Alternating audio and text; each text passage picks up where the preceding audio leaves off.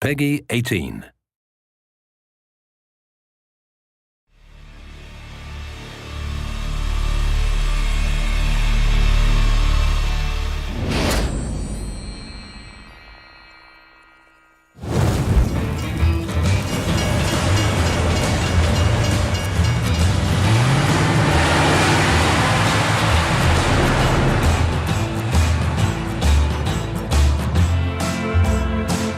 The ambition with the cutscenes is to make every single scene interesting enough in itself as something that the player would want to see. You can watch them, you get like an introduction to the level, you understand the characters a little bit more, and then you go on with the game.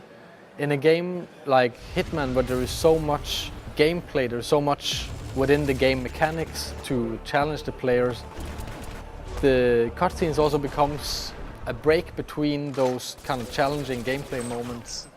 Damn it! Mr. Dexter is not someone that you want to mess with.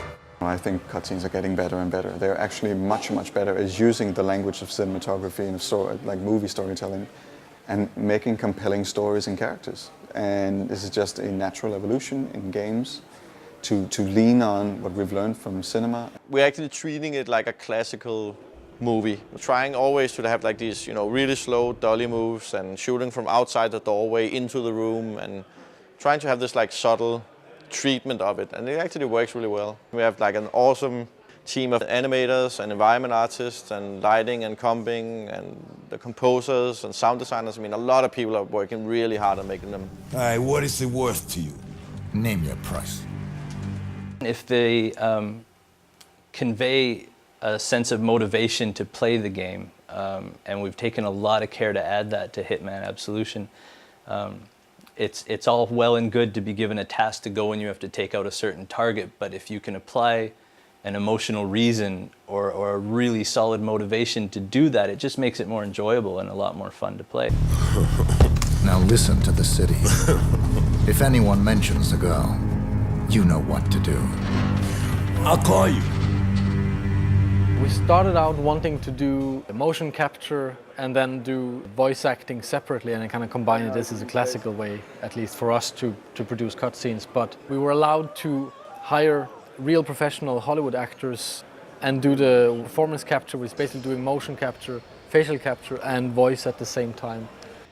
Mr. Travis, you know this is my prayer time. This definitely reminded me of making literally a motion picture. And that it's like very beautiful, very clear, and I think that it's a wonderful aspect that they've added to the video game. The basics of motion capture is that we have a series of cameras placed around a room and they record optically these little markers that are placed on actors. And it triangulates the data in the space and records movement, and we cover the actors with all of these and we can tell where their arms and legs and torsos are in space. And that gets applied to the skeletons of the characters. Where performance capture comes in is similar, but on a far more subtle level. We had a helmet-mounted camera and used that as reference for keyframing. You have to marker up the face.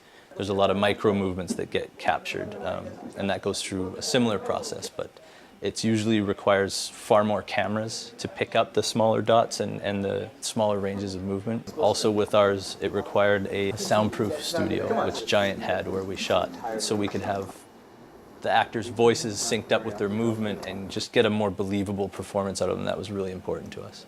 Well, I always describe motion capture to people as the most natural performance an actor will ever have in the most unnatural environment.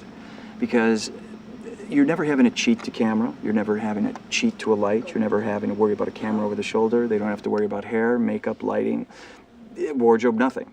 All they're having to worry about is true performance. We found him. Okay, people, listen up. I'm giving a green light on this operation. I want 47's head on a platter in front of me ASAP! The only way I can describe it is, yeah, you got the 360 because the cameras are everywhere, but you also have this monkey suit on and this silly hat with a camera sitting in front of your face. And so the focus level that it takes is unique within itself, playing a lot of technology that you're pretending is not there. So it's a whole other thing that takes some adjusting to get to. For example, just a simple thing like, see this thing right in front of your face? It's very hard to focus on the other actor if that's there, and like this character smokes. So just technically, you can't bring a cigarette up because you smack into that camera, so you have to find a way that looks cool and goes in there and does it. So it was challenging.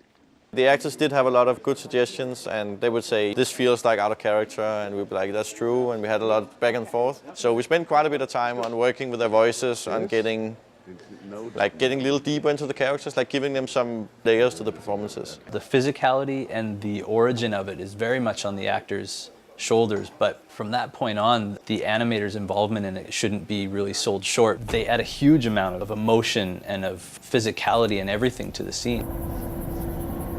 Wait. I heard you. You want me to snatch some chick? Man's gonna call you, tell you how to find her. There's a convergence where the line between cutscene and gameplay is blurring, and it's a major goal for a lot of AAA games is to have it as one fluid experience and not take the user out of the gameplay and really immerse them in the story and the characters and the universe that we've created.